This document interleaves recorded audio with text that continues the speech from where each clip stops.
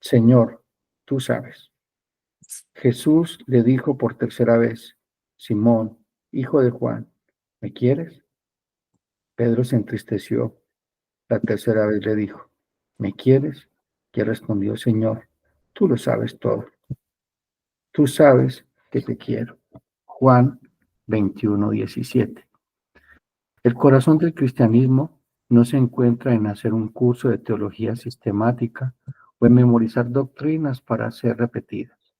El punto focal para el cristiano es una relación con Jesús, ser conocido y amado por Él, y amado y amarlo por ello. Vemos esto ilustrado de primera mano cuando, después de compartir una comida en la playa con sus discípulos, Jesús resucitado inició una conversación privada con Pedro. Esta charla resultó tanto en la convicción como en el llamado de Pedro. Supremamente, sin embargo, muestra el conocimiento íntimo de Cristo y el cuidado por aquellos que lo aman. La mayor preocupación de Cristo fue la respuesta de Pedro a su pregunta: ¿me amas? En este intercambio, Jesús hizo a Pedro esta pregunta repetidamente.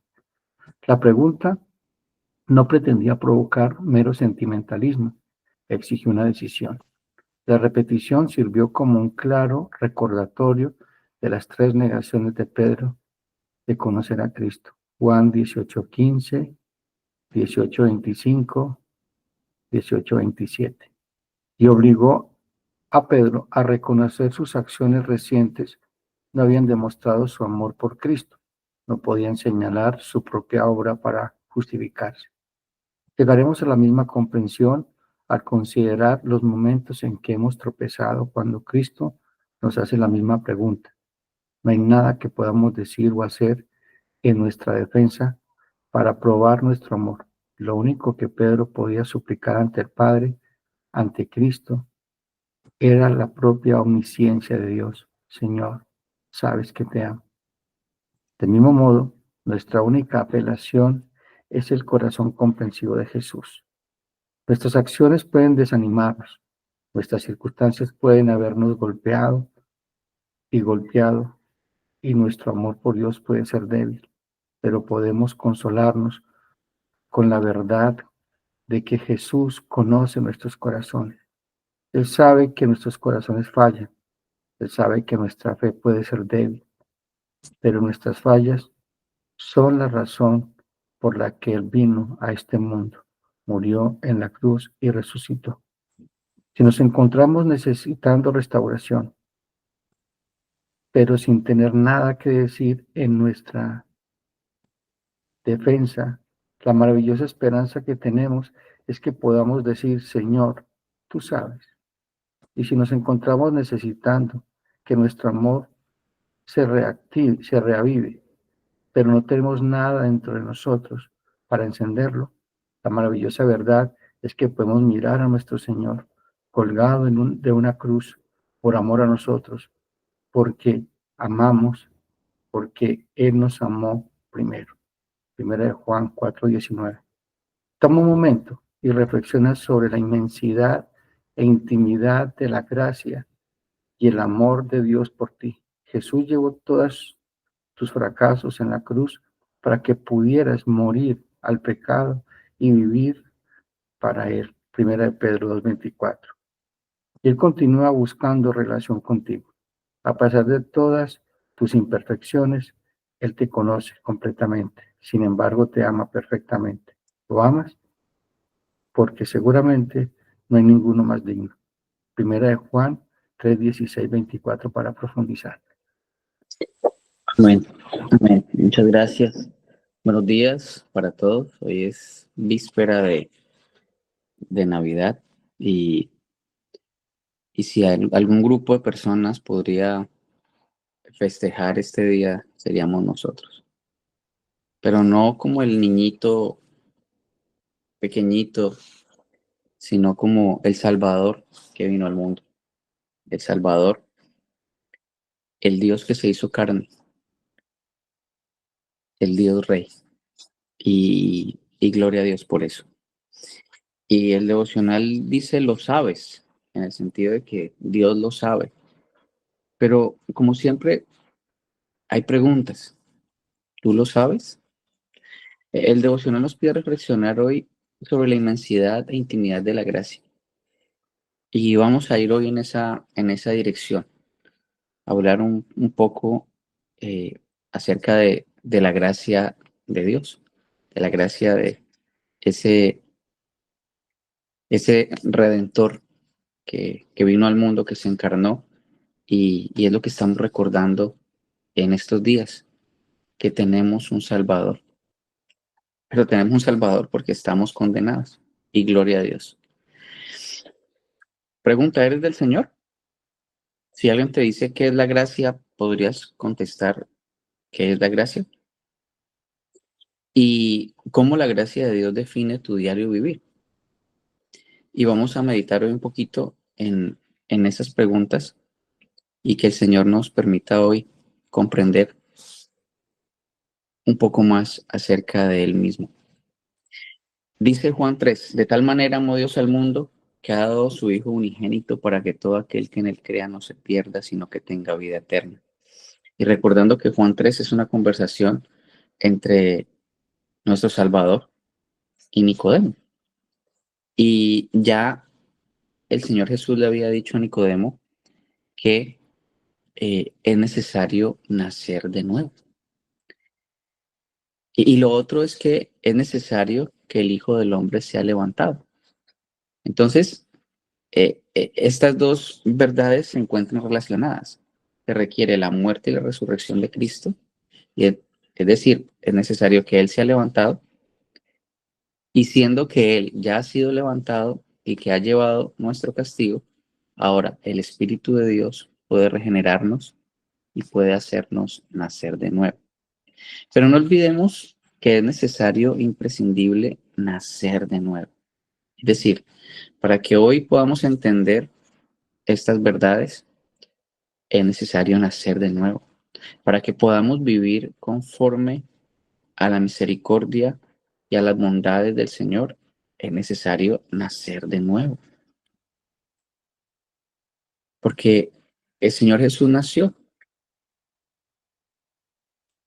y el Señor Jesús fue levantado en la cruz y fue muerto. Y eso representa para nosotros todo. Entonces, la motivación de todo esto es que Dios amó al mundo. Pero hay que notar algo, Dios nunca salvó al mundo por medio de su amor. Y de pronto se pueden, no se sorprendan. Aquí no dice que el amor de Dios salvó al mundo, porque el amor de Dios por sí mismo nunca podrá salvar al pecador. Dios salva por gracia. El apóstol Pablo escribiendo a los Efesios dice con toda claridad en el capítulo 2, versículos 8 y 9, porque por gracia sois salvos por medio de la fe. Y esto no es de vosotros, pues es don de Dios, no por obras para que nadie se gloríe. Entonces, fue la gracia la que nos salvó. Ahora, ¿cómo le salva Dios a usted?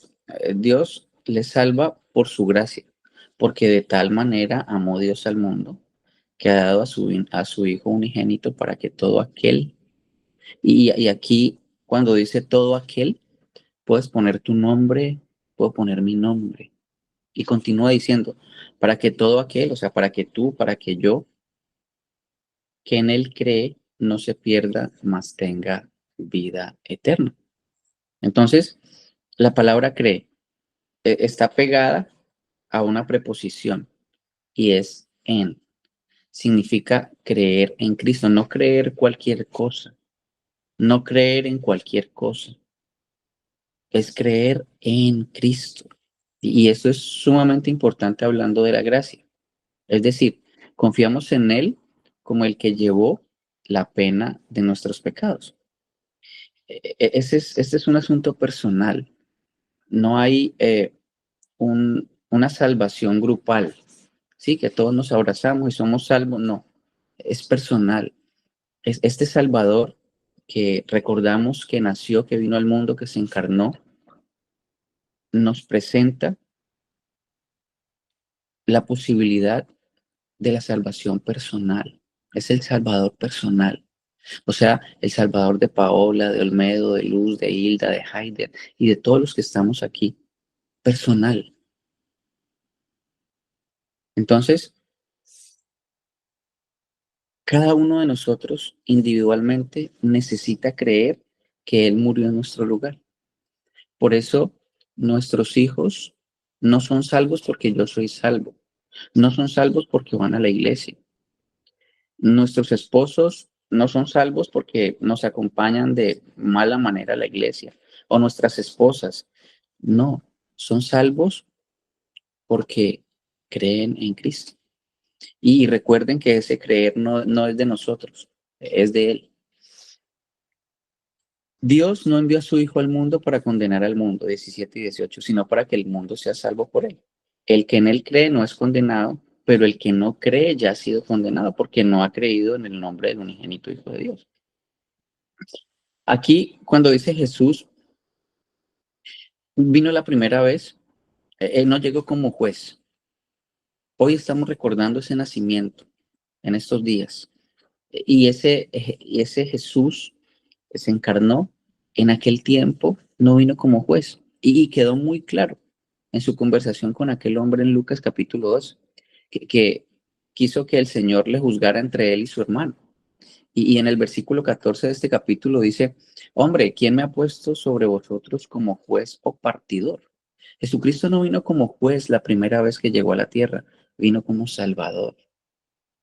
Y cuando estemos mirando el pesebre mañana, no veamos a Jesús como el niñito, como el pobrecito, como el desamparado, como el que no tiene. No, es Dios encarnado, con toda la deidad, la plenitud de ella allí en Él.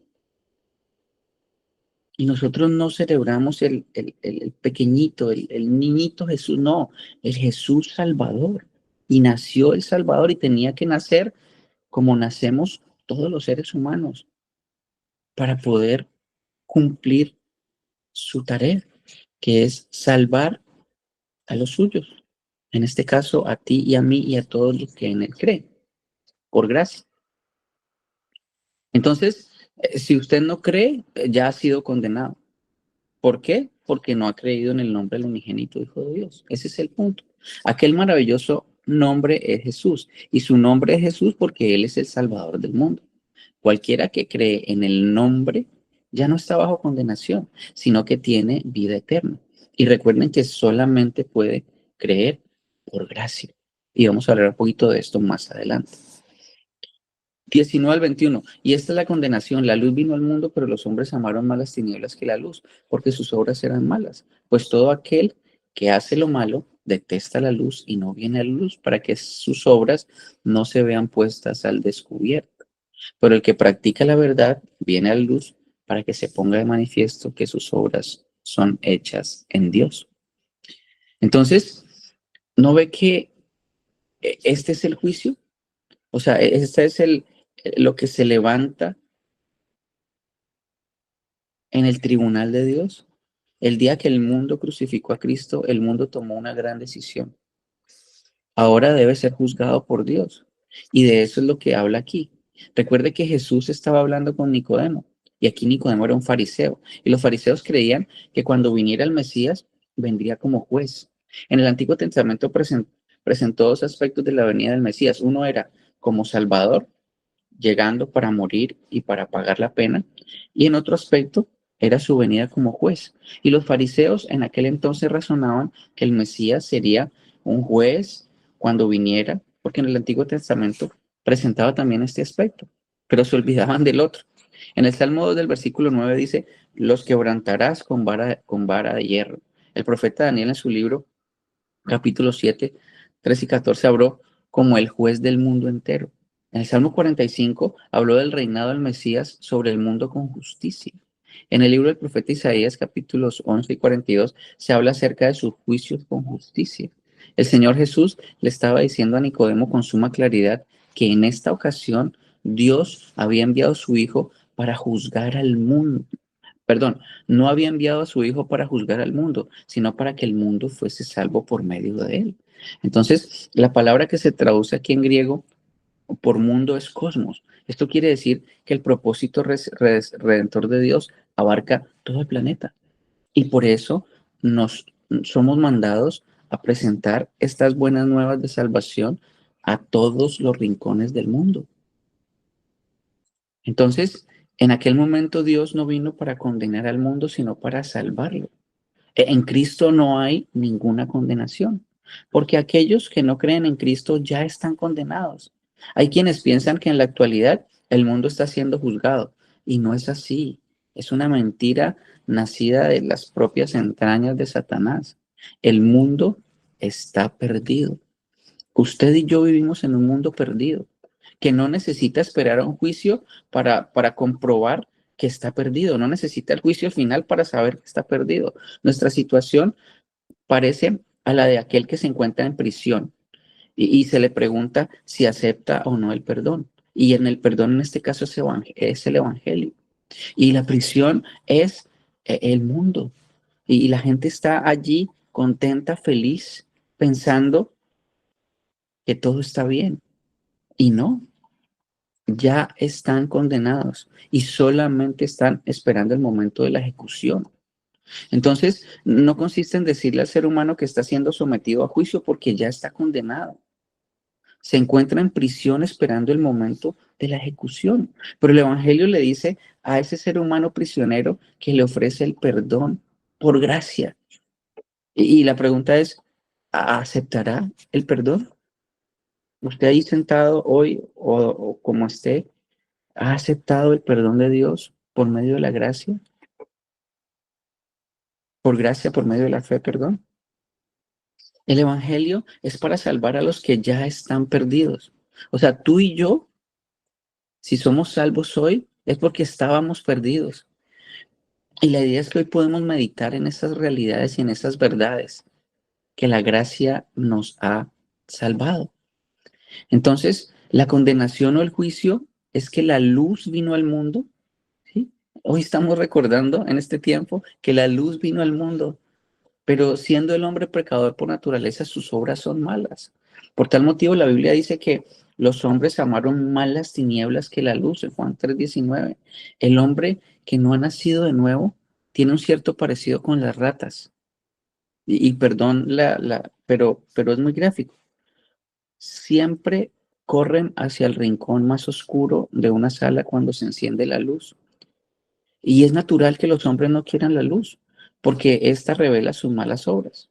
Solo los que vienen a Cristo, es decir, solamente los que se vuelven a Él, quieren luz. Entonces, esta primera parte es para recordarnos cómo era nuestro estado, enemigos condenados esperando ejecución. Pero viene el pero por gracia. Y vamos a meditar un poquito qué es lo que significa esa gracia. Pero esa gracia solo tiene sentido en la medida de que entendemos a dónde estábamos, de dónde nos sacó el Señor, cuál eran los decretos que se han levantado en contra de nosotros y que nos tenían simplemente esperando que llegara el cadalso. Pero por gracia el Señor nos levantó. Entonces, pocas palabras son más preciosas en el vocabulario cristiano que la palabra gracia. Y sin embargo, pocas palabras son más mal entendidas y más mal aplicadas, incluso por aquellos que atesoran el Evangelio de Jesús. Y recordemos, eres del Señor, ¿qué es la gracia? Y cómo la gracia de Dios define tu diario vivir. En el Nuevo Testamento encontramos las dos formas básicas que se puede tergiversar la gracia. El primero es el engaño legalista, que se muestra en la advertencia en la carta a los Gálatas. Recuerda que el Señor en los Gálatas dice, ¿quién los fascinó? Comenzaron por gracia y ahora quieren ir por obras. Y en 5:4 dice, de Cristo se han separado. Ustedes que procuraban ser justificados por la ley, de la gracia han caído. Entonces, son aquellas personas que creen que por gracia soy salvos por medio de la fe, pero de aquí en adelante yo tengo que hacer muchísimas cosas para seguir agradando al Señor.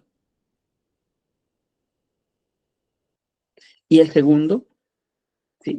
La otra cera, ¿sí?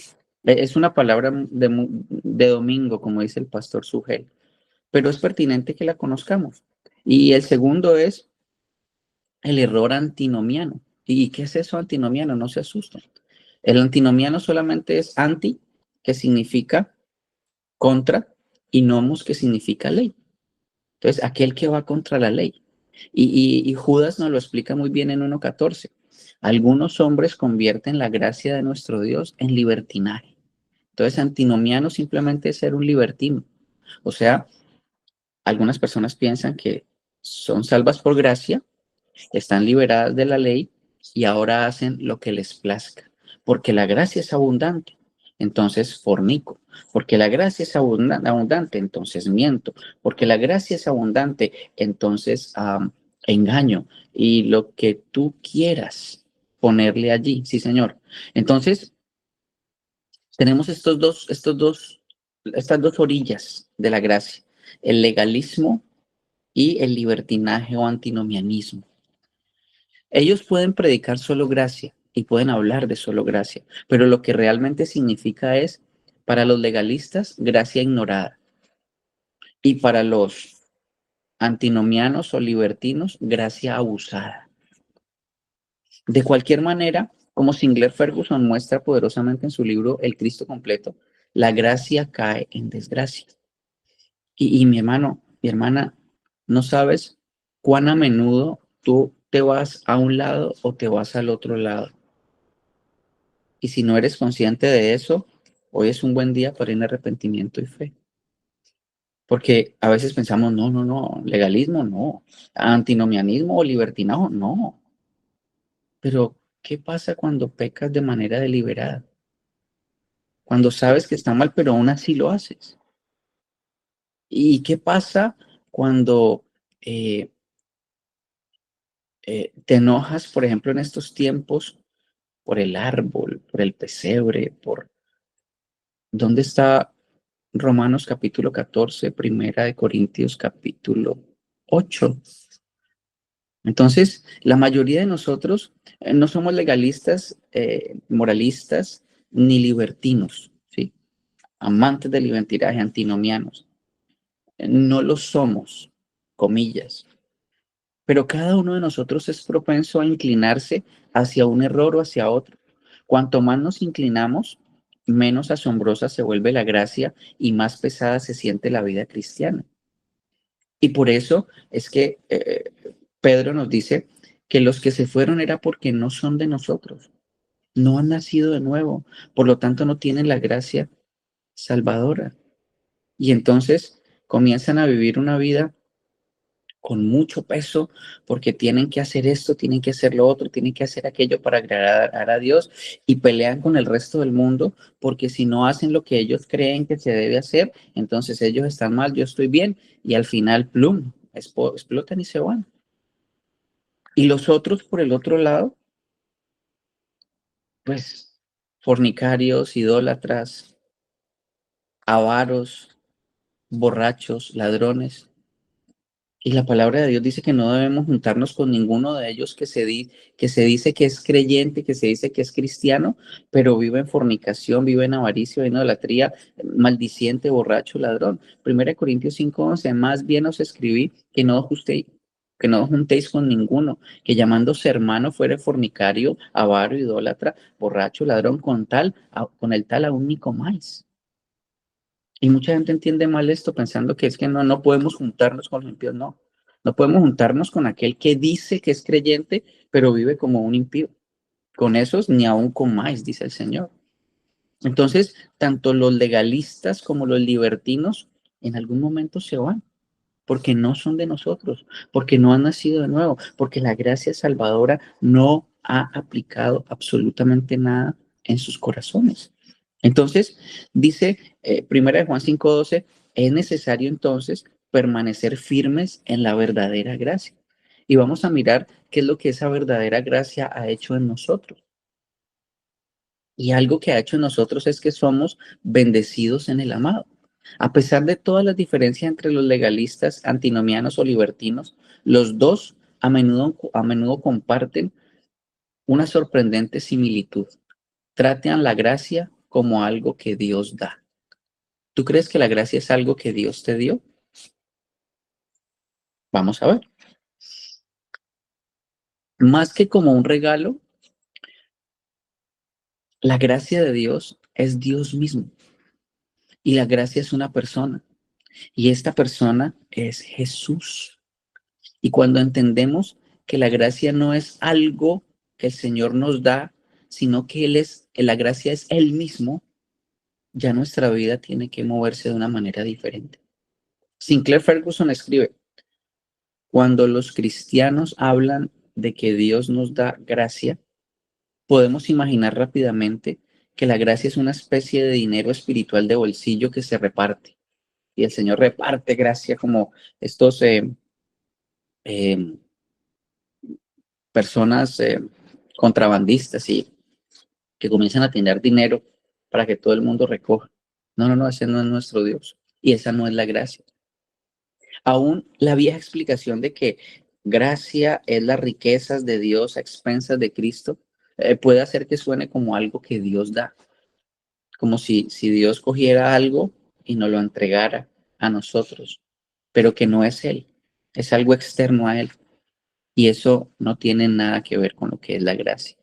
Entonces, tanto el legalismo como el antinomianismo o el libertino prosperan en las vidas de los creyentes cuando nos separamos de la gracia de Cristo, es decir, cuando nos separamos de Cristo mismo.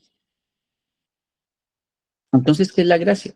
Y la palabra gracia es en realidad una forma abreviada de hablar sobre la bondad personal y amorosa de la cual, en última instancia, Dios se da a sí mismo.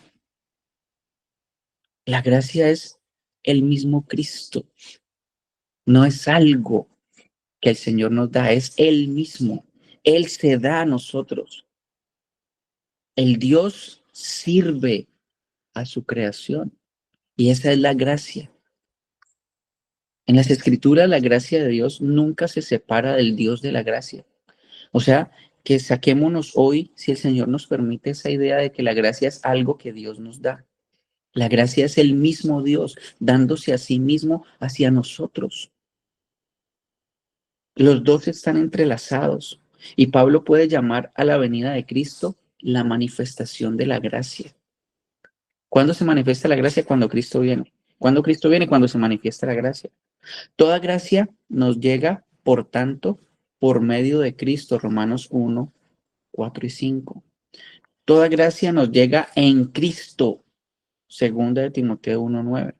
O como dice Juan, de su plenitud, Juan 1, 16. Entonces, la gracia es el mismo Dios. Dice Juan 16, pues de su plenitud todos hemos recibido gracia sobre gracia. Y más adelante, en Efesios, Pablo escribe lo siguiente, en amor, el Padre nos predestinó para adopción como hijos para sí, mediante Jesucristo, conforme a la buena intención de su voluntad, para alabanza de su gloria que gratuitamente ha impartido sobre nosotros en el amado. La gracia nos llega en el amado, la gracia nos llega en Cristo, por Cristo, para Cristo. No es algo que Él nos da, no es algo externo a Él, es Él mismo, la gracia. Entonces, la gracia es la savia de la verdadera vid. ¿Recuerdan que en algún momento estudiamos que Cristo era la vid? Bueno, esa gracia viene a nosotros, los pámpanos, las ramas, y esos frutos que salen son el mismo Cristo. O sea, la misma gracia. Lo que por gracia nos es dado, por gracia damos. Ahora, entendiendo que en Cristo, en el amado, es que tenemos la gracia, ahora vamos a mirar otra bondad de la gracia, y es que somos salvados solo por gracia. ¿Qué tiene que ver esto con el legalismo y el antinomianismo o el libertinaje? Pues todo, porque si tenemos ojos para ver, ¿sí? El legalismo y el antinomianismo prosperan solo cuando nos separamos de la gracia de Cristo mismo. Es decir, a tu vida, tú te vuelves o legalista o te vuelves antinomiano o libertino en la medida de que te separes de la gracia de Cristo, en la medida de que te separes de Cristo mismo. Solo cuando tratamos la gracia como una cosa abstracta, podemos imaginar que la gracia es suficiente para esto, pero no para lo otro. Para alguna justicia, pero no para todo. Para el perdón, pero no para la santidad. Pero si la gracia nos llega en el amado, entonces la gracia nos da salvación plena, justificándonos con su justicia, santificándonos con su santidad, glorificándonos con su gloria, como un poderoso río que avanza hacia nosotros desde la eternidad. La gracia nos atrapa en todo lo que es Cristo, todo lo que Él ha hecho, llevándonos hacia adelante desde la salvación pasada hasta la salvación futura. Entonces, si entendemos la gracia como el mismo Cristo, entendemos que no necesitamos absolutamente nada para ser salvos, más que la gracia de Dios, más que Cristo mismo. Ahora, somos salvados por gracia, justificados por gracia. Muchos que luchan con el legalismo saben cómo hablar el lenguaje de la gracia. Sin embargo, como Ferguson muestra poderosamente en el libro Cristo completo, dice, donde abunda el lenguaje de la gracia, es posible que la realidad del legalismo abunde mucho más. Y la verdad, el, el enemigo más grande de la iglesia se llama el legalismo. No es lo que tú quieras ponerle, es el legalismo. Es pensar que yo haciendo algo puedo agradar más a Dios. No, ya Dios se agradó con Cristo y ese agrado con Cristo por gracia para ti, para mí, porque Él mismo es el que se da.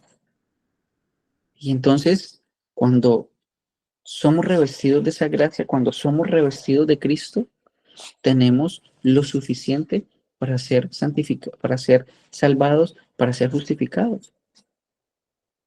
Tal vez podamos recitar las 5 solas, renunciar a la idea de la justicia por obras.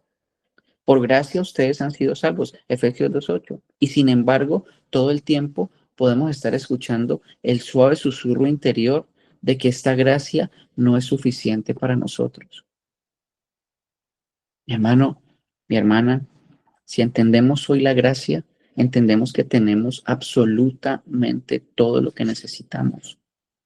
No decimos que nuestras buenas obras nos justifican junto con la gracia, pero de algún modo podemos sentirlo de esa forma. Y entonces, como resultado, nos sentimos justificados por Dios solo cuando sentimos que estamos bien delante de Él. Es decir, cuando podemos mirar con algún grado de satisfacción nuestra lectura en la palabra, cuando podemos mirar con algún grado de satisfacción nuestro nivel de evangelismo, cuando podemos ver con algún grado de satisfacción nuestra obediencia. Y eso es sumamente peligroso. El que tú te sientas mejor el día que te levantas temprano a hacer el devocional y que tú no te sientas bien en el sentido de que defraudaste al Señor esta mañana que no te levantaste. O lo hice súper bien y es el colmo que otros no lo hagan porque yo lo puedo hacer. No, no. Hay que hacerlo, sí. Ya tenemos la gracia suficiente para hacer cosas que le agradan a Dios, sí. Pero lo hacemos precisamente por eso, porque tenemos a Dios dentro, porque el mismo Dios, el mismo niño que estamos festejando hoy que nace es el mismo que vive en ti. Él es la gracia. Él es la gracia y por tanto podemos hacer para su gloria, pero ya no buscando su aprobación, ya no buscando su ok, no, ya simplemente agradeciendo lo que Él hizo. Por lo tanto yo, por lo tanto yo, pero es por agradecimiento puro, porque Él ya me salvó, porque Él ya me justificó. Entonces, tal pensamiento trata la gracia como una cosa, como dinero para pagar el precio de la entrada del reino. Pero si tenemos gracia alguna, la tenemos en unión con Cristo y estamos unidos a Cristo. Entonces tenemos todo lo que Él tiene y todo lo que Él es.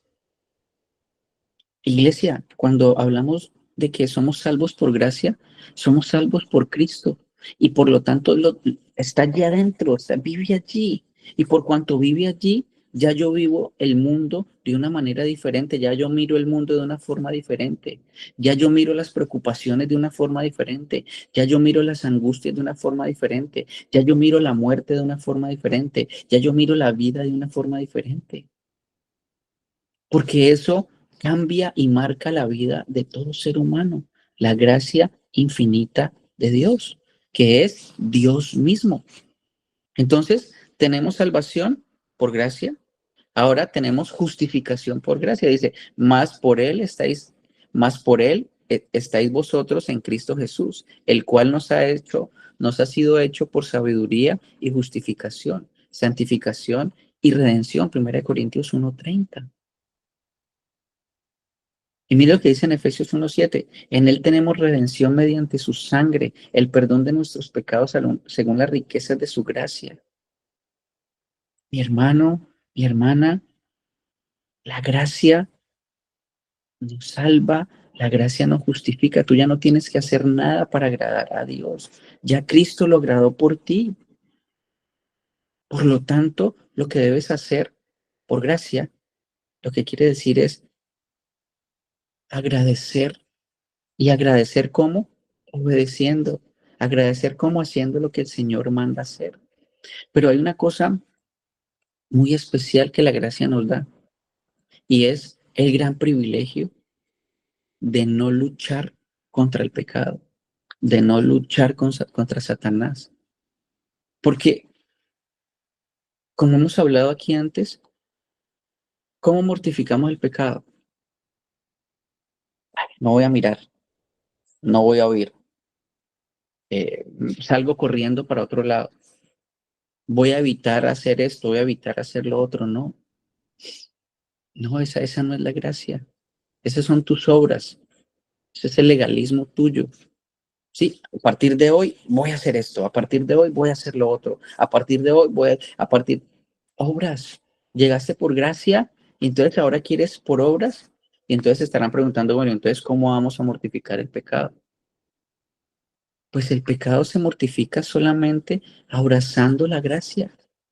Cuando tú abrazas a tu Señor, a tu Redentor, cuando estás lleno del Espíritu Santo, cuando tu lectura de la palabra de Dios es constante y lo haces en meditación, cuando estás permanentemente examinándote a ti mismo, cuando estás permanentemente pasando por el cernidor de la palabra de Dios, cada pensamiento, cada situación que se te presenta, pues simplemente eso que te llama la atención ya no te va a llamar la atención.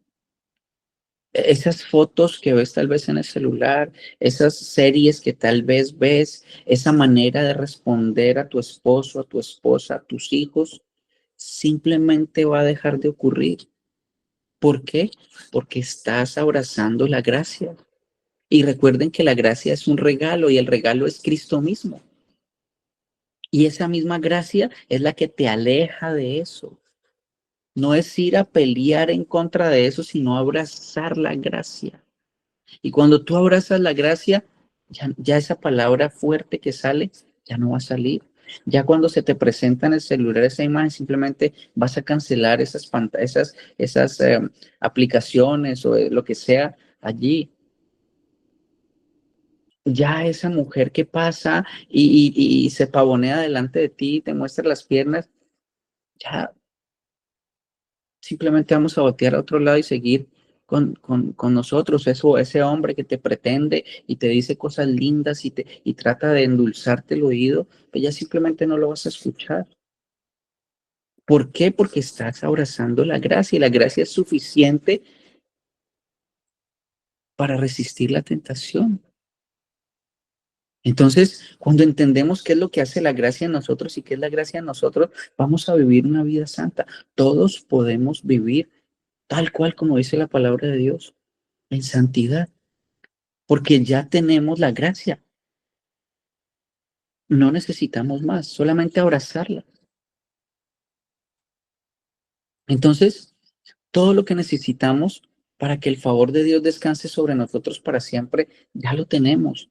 No tenemos que salir a buscar nada y no tenemos que agradar a nada ni a nadie porque ya Cristo lo hizo por nosotros. Y lo único que hacemos es vivir en eso que ya Él nos dio, en esa gracia que Él ya nos dio.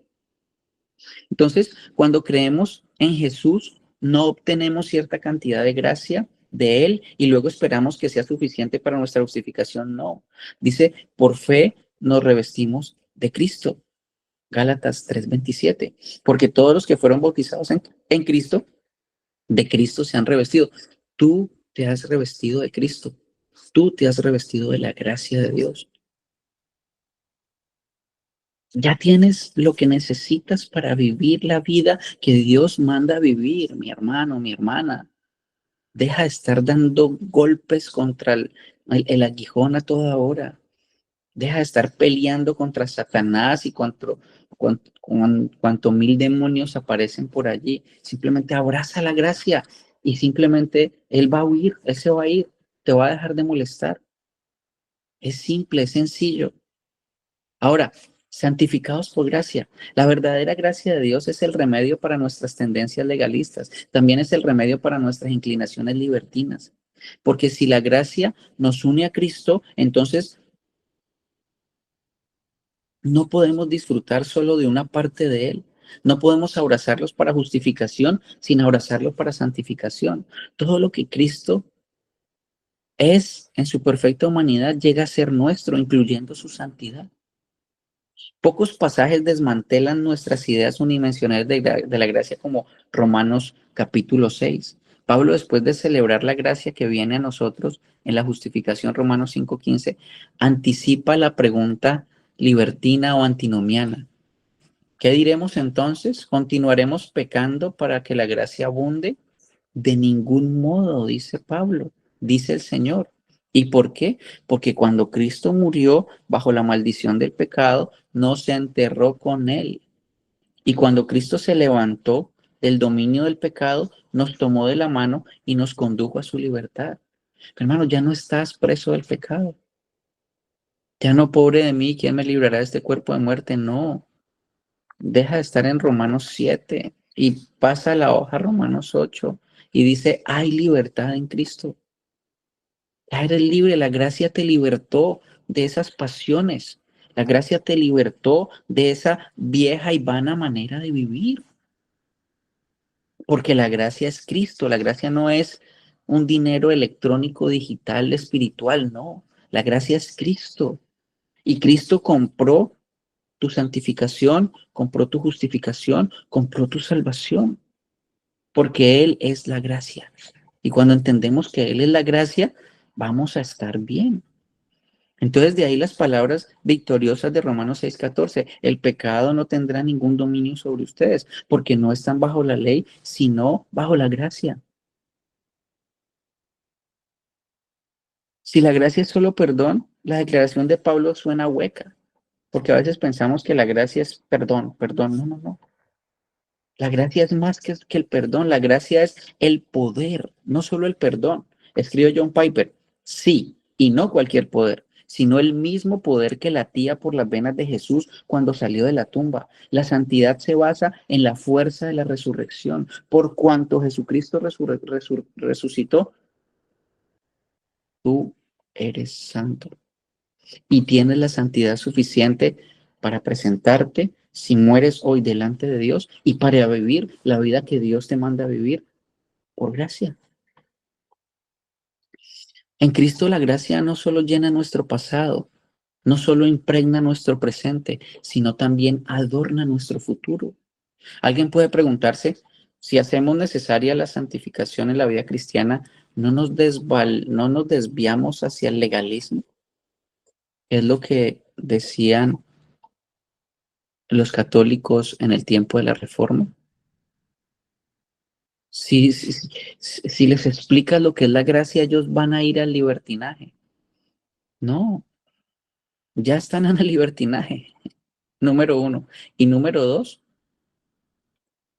si la gracia es aplicada a un ser humano, en verdad es aplicada porque ese ser humano nació de nuevo, porque el Espíritu Santo de Dios, a través de escuchar el Evangelio, le dio una nueva naturaleza. Por lo tanto, aquella persona va a ver la gracia en su dimensión. ¿Qué es?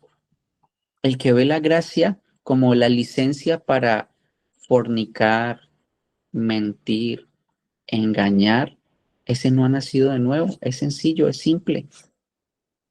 Porque recuerda que todas las verdades expresadas en la palabra de Dios se pueden entender y vivir en la medida que Él no lo revele. Por eso es tan importante predicarles y predicarles el Evangelio a nuestros hijos, a nuestros esposos, a nuestras esposas que no conocen el Evangelio, porque ellos solamente van a creer y van a ver lo que tú estás viendo por gracia, por la obra de Cristo en la cruz. Entonces, la santificación, aunque implica nuestro esfuerzo, es don de gracia. Es decir, tú tienes que hacer algo, sí, claro, pero ya lo haces porque el Espíritu Santo obra, vive en ti, porque tienes la gracia suficiente para hacerlo. Es decir, tú te levantas temprano hoy por gracia, no porque eres el mejor cristiano o la mejor cristiana del mundo, no. Es porque el Señor te levantó de esa cama y te trajo aquí para que escucharas esto hoy. O sea que la gloria es para Él. Y si hoy entiendes lo que la gracia significa, es porque el Señor te permite entender qué significa la gracia. O sea, la gloria es para Él. Por eso dice Pablo, mira, si alguna cosa tienes de qué gloriarse, gloríate en Cristo. Gloríate en la gracia de Dios, que es Cristo mismo. Ahora, santificados, justificados, glorificados por gracia. Nadie es justificado en Cristo si no es también santificado en Cristo. Y nadie es santificado en Cristo y justificado si no también es glorificado. Tú ya eres glorificado. Desde el momento en que Dios nos une a Jesús, la gloria crece lentamente dentro de nosotros. Primero la semilla, luego el tallo, luego el capullo. Cuando Cristo, nuestra vida, se ha manifestado, entonces ustedes también serán manifestados con el Colosenses 3:4. En un momento, en un abrir y cerrar de ojos, ese capullo florecerá por completo. En Cristo la gracia no solo llena nuestro pasado, nos justifica, no solo impregna nuestro presente, nos santifica, sino que también adorna nuestro futuro. Por eso Pedro escribe, pongan su esperanza completamente en la gracia que se les traerá en la revelación de Jesucristo, primera de Pedro 1:13. La gracia llegó con la primera venida de Cristo, trayendo justicia, santificación y glorificación. Dice Tito 5, Él nos salvó, de Tito 2, perdón, 5, Él nos salvó no por obras de justicia que nosotros hubiéramos hecho, sino conforme a su misericordia, por medio del levantamiento de la regeneración y de la renovación por el Espíritu Santo, que Él derramó sobre nosotros abundantemente por medio de Jesucristo nuestro Salvador, para que justificados por su gracia fuéramos hechos herederos según la esperanza de la vida eterna. Y la gracia llegará en la segunda venida de Cristo trayendo glorificación. ¿Y qué pasará? Jesús transformará el cuerpo, esto, de nuestro estado de humillación en conformidad al cuerpo de su gloria. Recuerden que este cuerpo está condenado y por eso se resiste. Por eso quiere irse para allá, pero por cuanto tienes la gracia suficiente, ya puedes mirar para este lado y puedes decirle, no, mira, no al pecado. No hay problema. Aquí estamos, pegaditos a Él. Y siguiendo pegaditos a Él, pegaditos a la gracia de Dios, vamos a estar bien con el pecado. Porque eso es lo que hace la gracia en nosotros, mi hermano, mi hermana. Alguien pregunta, ¿es posible que un cristiano pueda vivir en santidad? Claro que sí. No es posible sino real, verdadero, porque ya tienes la gracia suficiente para hacerlo. Entonces, cuando nuestra conformidad con Cristo sea completa, el río de la gracia seguirá fluyendo. Mientras caminamos resucitados por el cielo nuevo y la tierra nueva, nuestra glorificación se convertirá en el telón para que Dios muestre a través de todas las edades venideras las sobreabundantes riquezas de su gracia por su bondad para con nosotros en Cristo Jesús, Efesios 2:7. Cada latido de nuestro corazón glorificado hará eco de la gracia de aquel que se unió a nosotros en la tumba para llevarnos a su gloria. Tú y yo vamos a tener el mismo cuerpo que Cristo tuvo. Recuerden cuando estaba Pedro y Juan, que vieron al Señor Jesús con Moisés en esos cuerpos que vamos a tener. Ellos lo pudieron ver. Y le dijeron, mira, hacemos aquí tres casas para ustedes. No hay problema, tranquilo. Queríamos mostrar solamente cómo van a estar ustedes, cómo se van a ver ustedes. Y si eso no conmueve tu corazón, bueno, es un día para arrepentirte. Entonces, la gracia no es una cualidad abstracta que podamos poseer sin Cristo. Hay un solo tipo de gracia y es la gracia del Señor Jesucristo. Segunda de Corintios 13:14. La gracia del Señor Jesucristo, el amor de Dios, la comunión del Espíritu Santo sea con todos ustedes. La gracia que fluye libremente en el amado, Efesios 1:6, para la alabanza de la gloria de su gracia que gratuitamente ha impartido sobre nosotros. Si pudiéramos imaginar la gracia menos como una sustancia espiritual y más como la persona gloriosa de Jesucristo, nuestra reforma espiritual puede que no esté muy lejos. No solo nos encontraríamos protegidos tanto del legalismo como del libertinaje o antinomianismo, también podemos encontrar nuestros corazones calmados y satisfechos en la presencia de nuestro magnífico Cristo. En lugar de mirar incesantemente hacia adentro en busca de nuestra justificación ante Dios, miraremos la justicia de Dios, que es Cristo mismo, la gracia de Dios, que es Cristo mismo. En lugar de apoyarnos en tácticas espirituales para nuestra santificación, nos apoyaremos en la resurrección de Cristo. Hermano, Jesucristo ya resucitó, por tanto el pecado fue vencido. Por tanto, tú no tienes que vivir allí. Si eres un verdadero creyente, abraza la gracia de Dios y el pecado simplemente se va a ir de tu vida. Es simple, es sencillo. No es, oh, no. Resiste a Satanás y él huirá de vosotros. Simple, sencillo. ¿Cómo lo resistimos? Abrazando la gracia que Dios nos da, abrazando a Cristo mismo. Como nos aconseja Juan Calvino, como quiera que los tesoros de todos los bienes están en él, de él se han de saciar hasta saciarse. De ninguna otra parte podemos saciarnos, solamente de él. Entonces, bebamos hasta saciarnos de Cristo y solo de Cristo, porque la gracia no tiene otra fuente, mi hermano. No tiene otra fuente. Que el Señor nos ayude a vivir en gracia, por gracia y para la gracia. Que el Señor nos ayude a entender que la gracia es el mismo Cristo y que lo único que necesitamos para vencer el pecado es abrazar a Cristo, es abrazar la gracia que Dios nos da, es entender que ya somos salvos, que ya somos justificados, que ya somos glorificados, que eres otro ser que ya no vive para saciar esas inclinaciones, sino que vive para saciarse de la gracia misma de Dios, que es Cristo mismo. El Señor nos ayuda, mi hermano, que en estas Navidades podamos entender que la gracia se ha encarnado y que la gracia es Cristo y que esa gracia que estamos recordando que se encarnó vive en ti y vive en mí y es lo único que necesitamos para vivir en perfecta santidad y darle gloria a nuestro Señor. No es peleando contra el pecado, es abrazando la gracia que vivimos como el Señor manda a vivir a todos quienes somos sus hijos.